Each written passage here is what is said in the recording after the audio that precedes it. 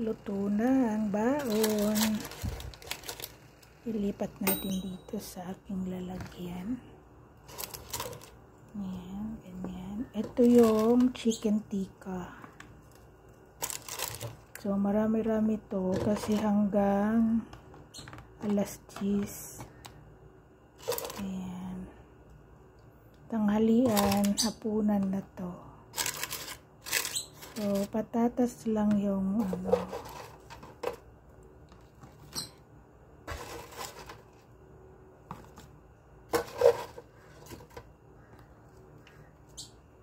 Tapos, meron na rin akong salad, tabula salad. Ginawa ko yung kahapon.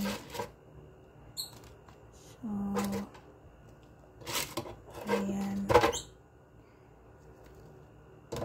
Tanghalian kasama hapunan na to. Tipid lang, tipid. Ayan ang aking salad.